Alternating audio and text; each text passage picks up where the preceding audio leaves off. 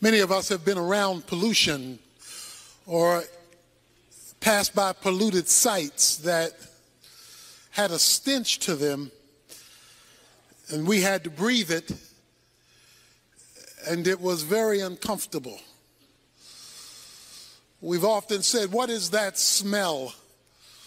If we weren't sure what it was, all we knew was it was very disconcerting, very uncomfortable. And so we quickly desired to pursue good air, clean air, uncontaminated air, so that we could function. It's hard to function when the air is putrid, when it has been contaminated by that which causes a loss of sense. Jesus had been talking about the decay in the culture and how that decay was a decay of death. It was the smell of rottenness. And in the last verse of chapter 17 of the book of Luke, when the disciples wanted to know, when is this return that you're going to make? When is this judgment on the culture going to occur? He says in the last verse, where the body is, there also the vultures will be gathered. He says, when you see a corpse that has died and rigor mortis is setting in, vultures circle, waiting for the demise in order that it might pounce on them and render judgment to the decaying or diseased or dead body. He talks about vultures circling around this thing called death. It is clear that you and I live in an environment, in a world that has been contaminated by sin, bringing about a smelly way to live, a polluted world, which leads Jesus to identify a widow, a woman, to make an astounding principle that I want to leave with you today. In this polluted society where death reigns and vultures gather, he told them a parable. He states the premise of the parable up front. He says in verse 1, at all times men ought to pray and not to faint.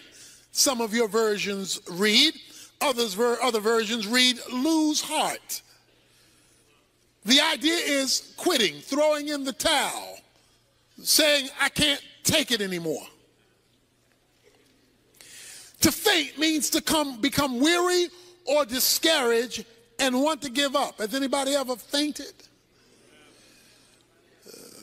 You can't take it anymore. You don't know how much longer you can endure this, because the circumstances hovering around you, the vultures that are hovering around you, are indicating a situation that is dead or dying, and you see absolutely no hope. The air is stale. In this stale air, Jesus says, I want to tell you, men should always pray and not faint. In other words, when the air is stale, you got to rise above it to where the clear air is. Men ought always to pray and not to faint. That is, you know air is stale because you are breathing. Your nostrils are taking in the scents, and you are breathing regularly. So you are smelling stale air regularly in terms of when you're in a putrid environment, because you're breathing it. And so there's no way to get away from it because you're always breathing. He says men ought to always pray and not faint. In other words, prayer is to be like breathing. The only time when you are conscious about breathing is when it's hard to do it. We breathe all the time, but don't think about it until there's a problem. If there's an asthma problem, or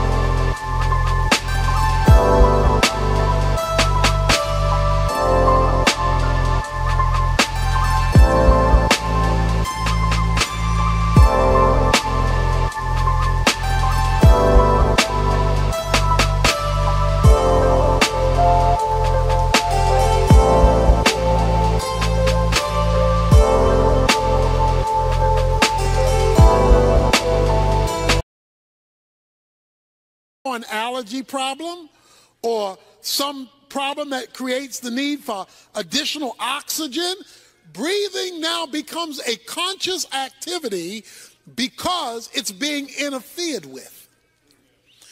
He says men ought to always pray and not faint. Men ought to always be in communication with God, because your ongoing breathing in prayer will keep you in good air, even though you may be living in a bad atmosphere where the vultures are circling. There are people here to gather today where the vultures are circling around your life and ready to pounce on your situation because death has set in. Things don't look like they will ever get better. Things don't look like they will ever change. Things don't look like they will ever work out for you. And all you see are things going downhill and the vultures circling, ready to pounce on you and do you in. Coming off of that, Jesus says to his disciples, men ought to always maintain contact with God like breathe. It should be so normal that you're doing it even when you're not conscious you're doing it, because it's a orientation, not just a position. Prayer is not just getting on your knees. It's not just clasping your hands. It's not just closing your eyes. It's not even just mouthing words. Prayer is an atmosphere of operating.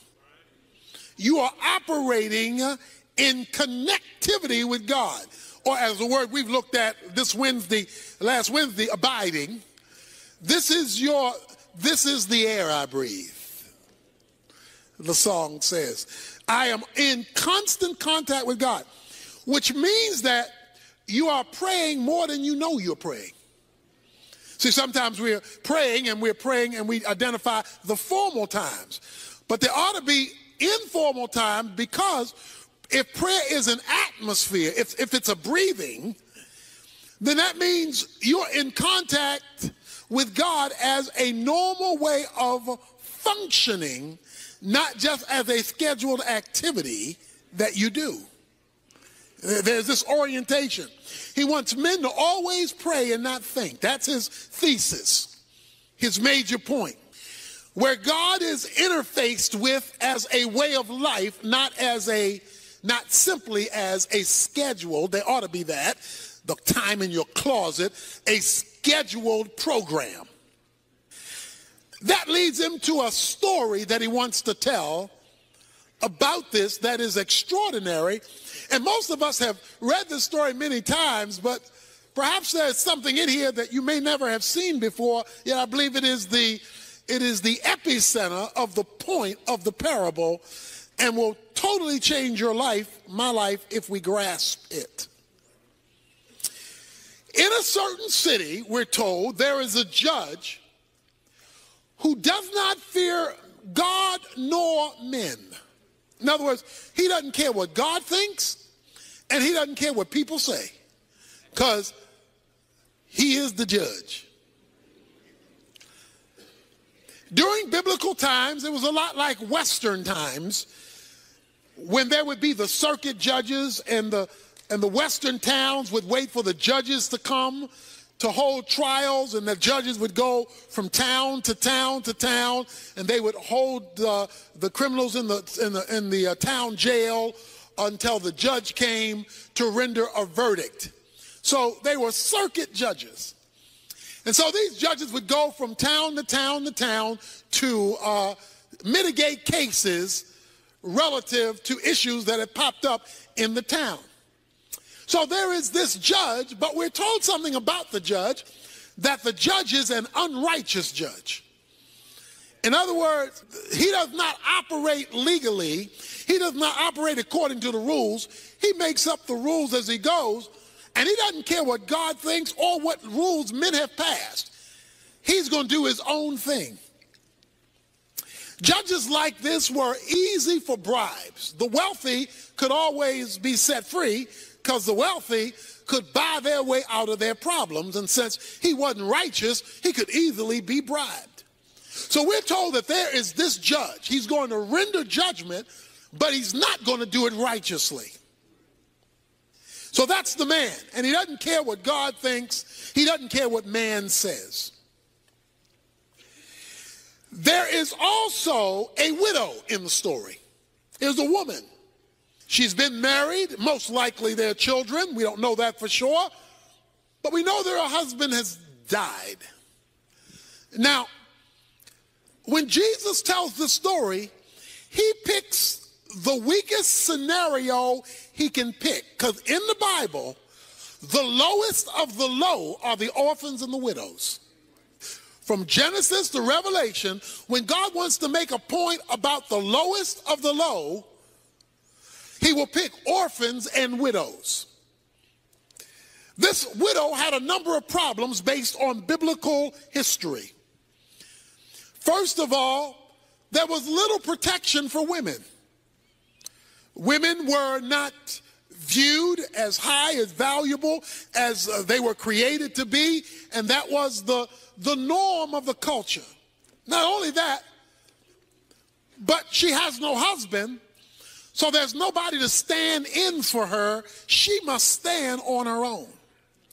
In addition to that, widows in the Bible are normally postured as being poor, without financial resources, because there's no husband providing, so she's out on her own. In addition to that, the fact that she has to plead her own case means she has nobody in her circle of influence who can stand up for her.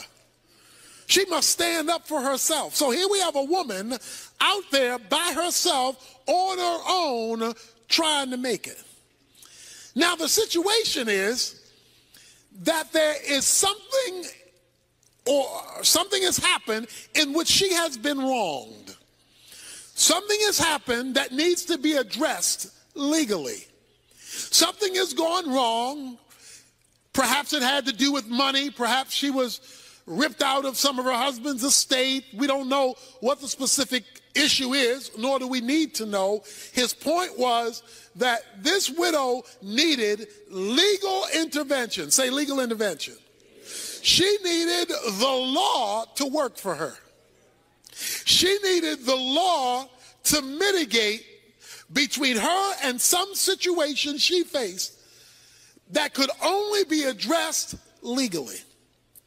So there is this widow in the city who keeps coming to the judge saying, give me legal protection from my opponent.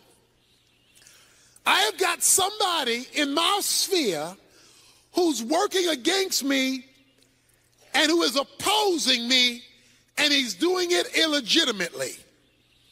There is somebody in my life doing me wrong, my opponent, and I don't have the power to stop them. I'm a widow. I don't have a lot of money, and they're coming up against me, and I need the law to work for me. I wonder if there's anybody here who's in a situation that's coming up against you, and the folk who are supposed to be able to help you aren't available to you. She goes to the judge because she says she needs, here it is, legal protection. I can't protect myself.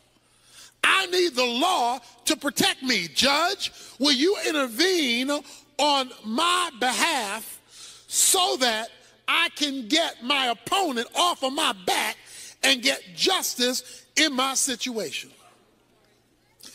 Verse 4 says, for a while the judge was unwilling. The judge says, I don't want to be bothered. I don't want to be bothered with a widow. I don't want to be bothered with your problem. I don't want to be bothered about your opponent. I don't want to be bothered. I don't care about your situation because I don't even care about God.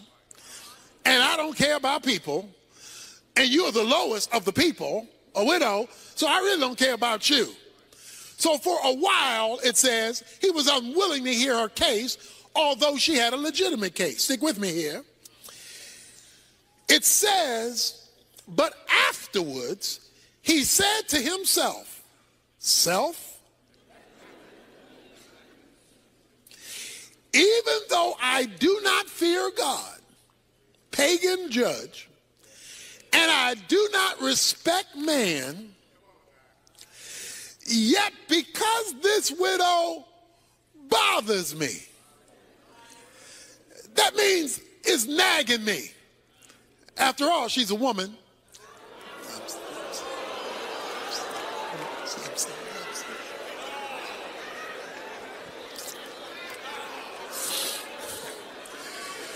Let's give the benediction.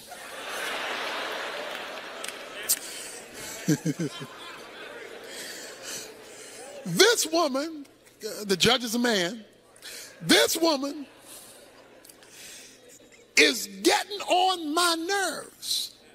That's what he said. She is driving me nuts.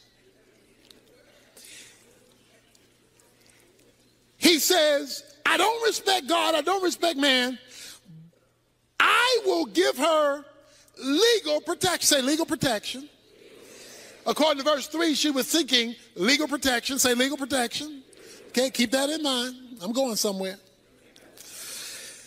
Even though I don't fear God, I don't fear man, otherwise, if I don't do something about this lady's problem, she's going to keep coming to me because she won't let me go. Every time I show up, she shows up. Every time I have another person's case, she brings up her case. This woman won't let me go. She won't get off my back. And if she keeps coming, watch this, she will wear me out. Anybody here ever been worn out by a woman? I hope you're sitting by yourself, mister. Brother, just raise his hand like that. He says, this woman is going to wear me out.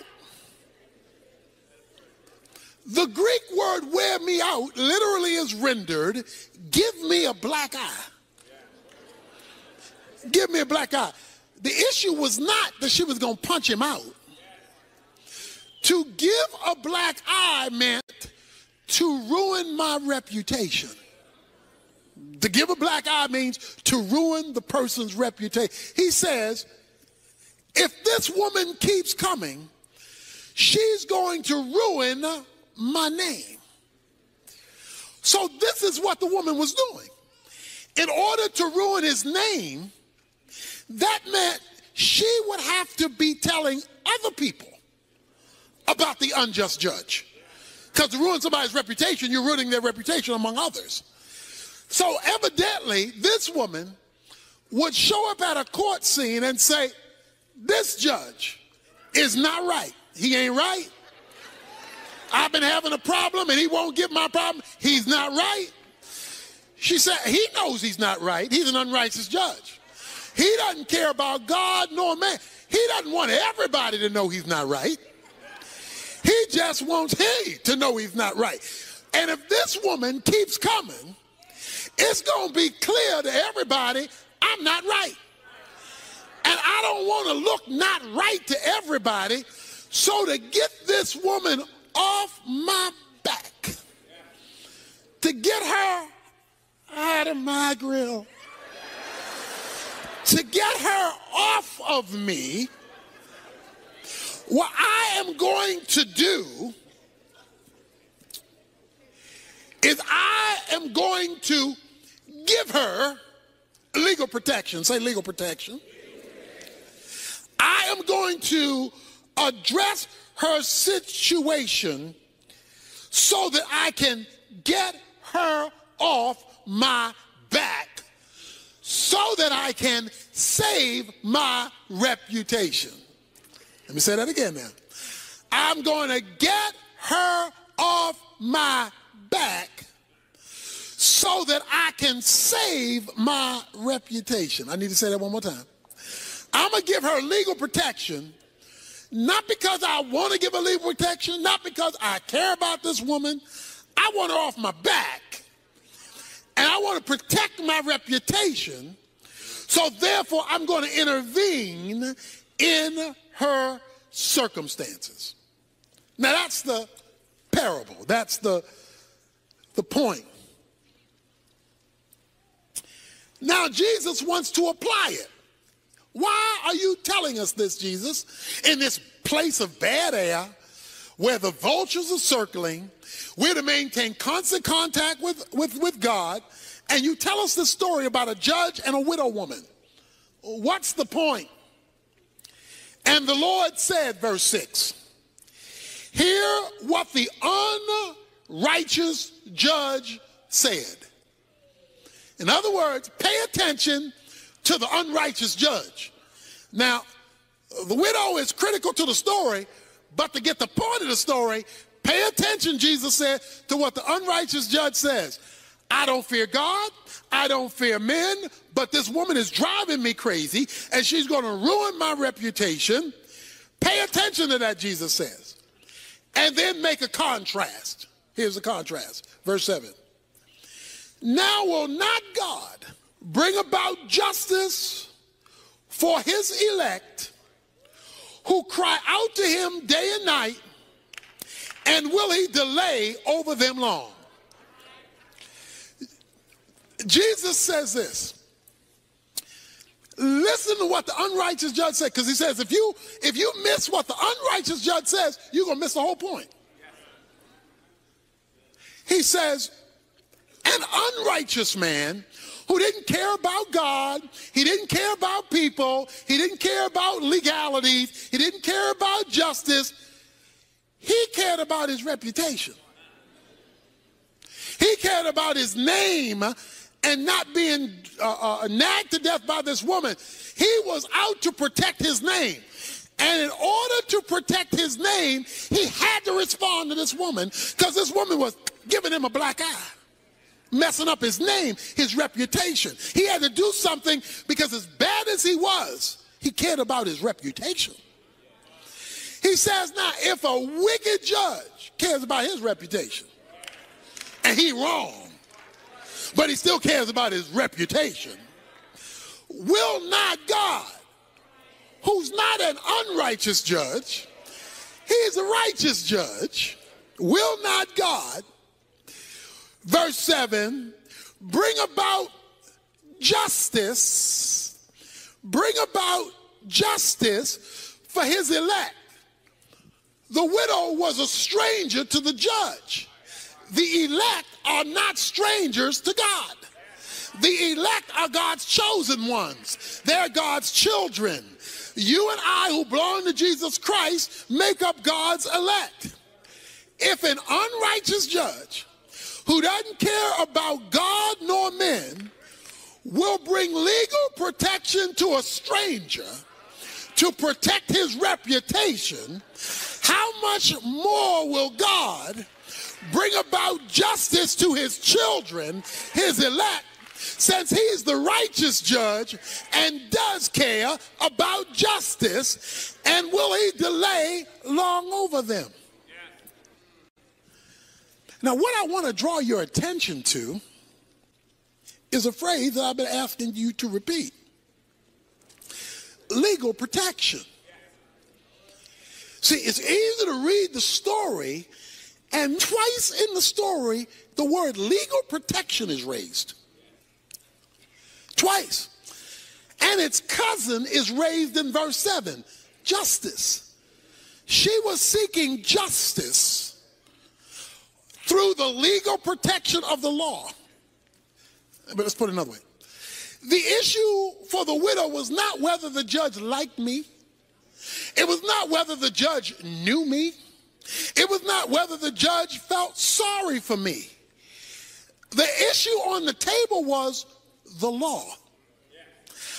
I need you to bring the law to bear on my situation, because I'm being unjustly treated by my opponent. I need legal intervention. Men ought always pray and not faint. But what gets God's attention is not simply him feeling sorry about you in the situation you're in. It's not merely him seeing you cry. It's not merely him seeing you're depressed. What brings heaven down to earth in the vulturous situation you may be facing is calling down your legal right. The issue was your legal right. See, what the woman had, she did not have the judge on her side. She had the law on her side. And even though the judge didn't care about the woman, she kept bringing up, but the law says. And when she brought up the legal thing, he had to deal with that, because for him not to address the law was to kill his reputation, because the judge was obligated to the law. Now, let me explain what I'm trying to say here today. What I'm trying to say here is that God, who cares about us, we're part of the elect, who's righteous, has concern about his law. That is, God has obligated himself to his own word. God has obligated himself to what God has said himself. God is tethered to his own law. God can't do what the unrighteous judge was trying to do, because God by nature is righteousness. Righteousness is the divine standard, so God is tethered to his own standard. So God is always going to operate in concert with his own law. Now, the woman calls for legal protection, watch this now, because she knew she had the right to it. In other words, let me put it another way. If she didn't know what the law was, if she didn't know that the law, there were rules in the law book to deal with the situation she was facing, she wouldn't have been able to call on the law, because she wouldn't have known the law applied. It was her knowledge that there is a righteous law in the book that deals with my opponent's situation, and I'm going to the authorized person, the judge, to render the law on my behalf, that took her to nagging the judge. She could nag the judge even though the judge didn't care about her, because she knew what was written that was in the law book that applied to her situation. Not to know what was written is not to have a basis to appeal to the judge. Because remember, it says she wanted legal protection. She wanted something that would come from the law to act on her behalf. Hold your finger here. Turn back a couple of pages to Luke chapter 13. In Luke chapter 13, it's the Sabbath. The Sabbath was the law.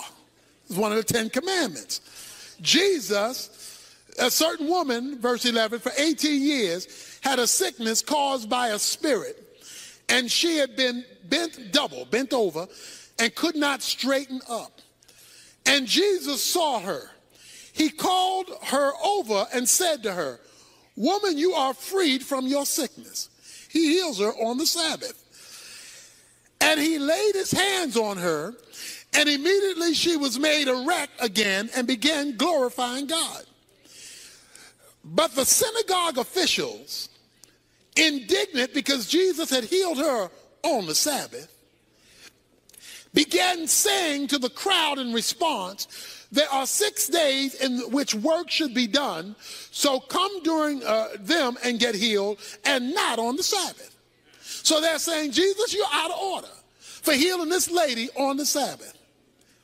Jesus then says to them, "You hypocrites, does not each of you on the Sabbath untie his ox and his donkey from the stall and lead him to get water?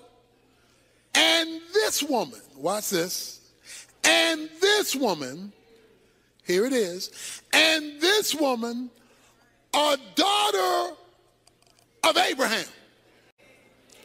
Not just this woman. I want to tell you who this woman is. She's a daughter of Abraham, who Satan has bound for 18 long years, should she not have been released from this bond on the Sabbath day. Watch this now.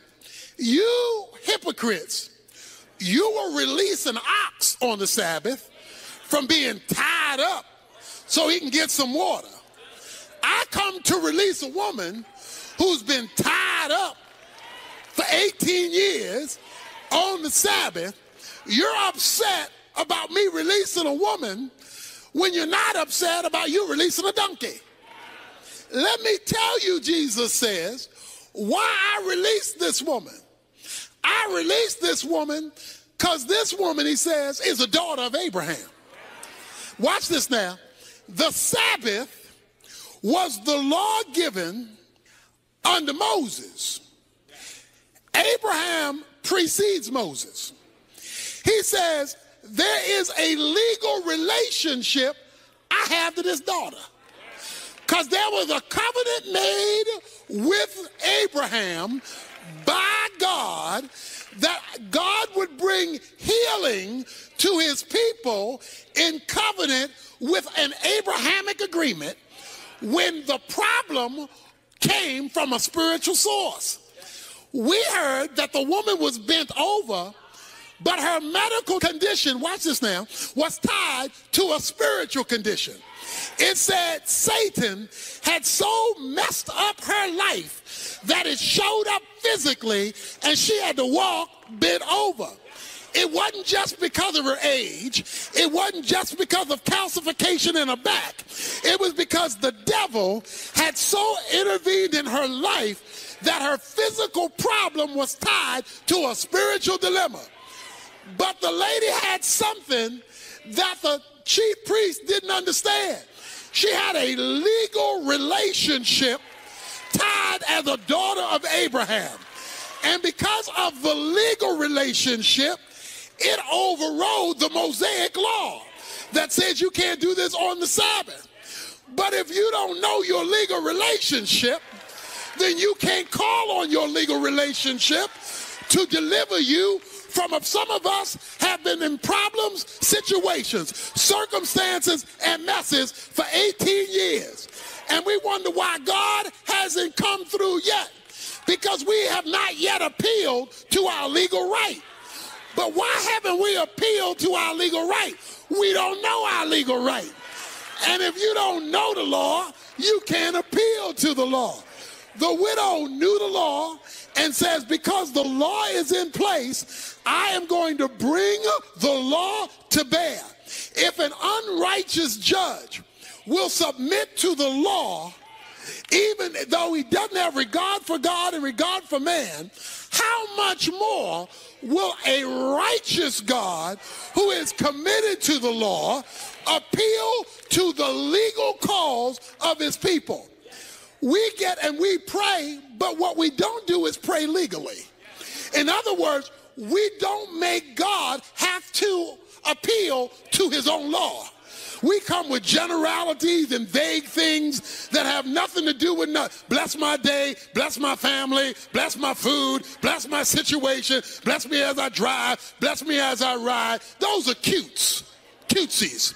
He says, when you've been jacked up for 18 years, when life has just messed you up, when you're like the widow and you have no need to know your rights. Everybody in here is an American citizen. You need to know your rights. If somebody wants to search your house and doesn't have a court-ordered right to come in there, you need to know your rights. You need to know your rights, that you have a right to a lawyer if you are arrested. You need to know your rights, because if you don't know your rights and a policeman arrests you who doesn't fear God and doesn't fear man, he could jack you up if you don't know your rights. But when you know your rights, then you can call with authority on that which you deserve because of your legal status. He says men ought to pray, but not in some vague way.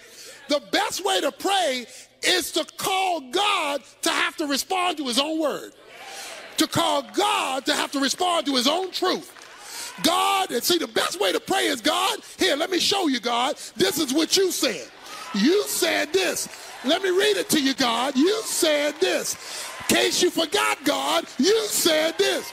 I don't know if you read it lately, God, but you said this. You wrote this. So I'm talking to you about what you said. You say, well, what difference will that make? He tells you at the last verse, verse 8, I tell you that he will bring about justice for them quickly.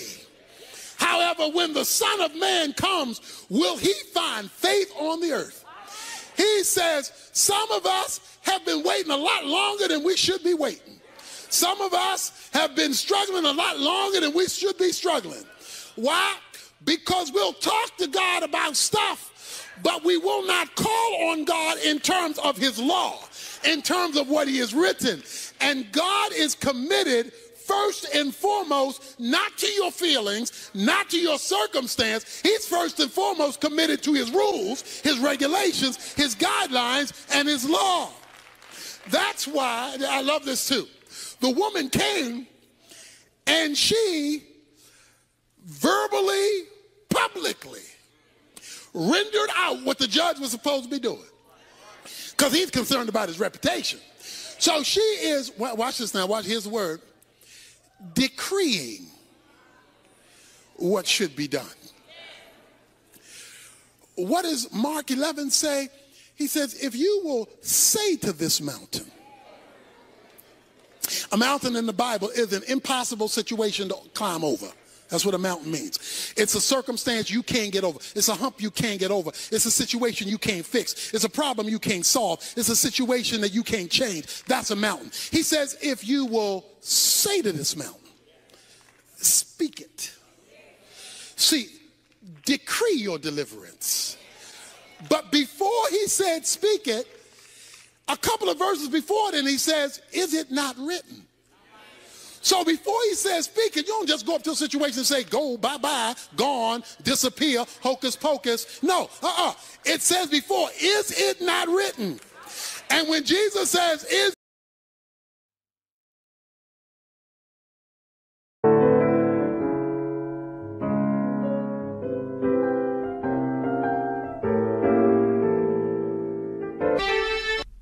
not written, then he comes and says, you can speak to this mountain. So here's what you're supposed to do.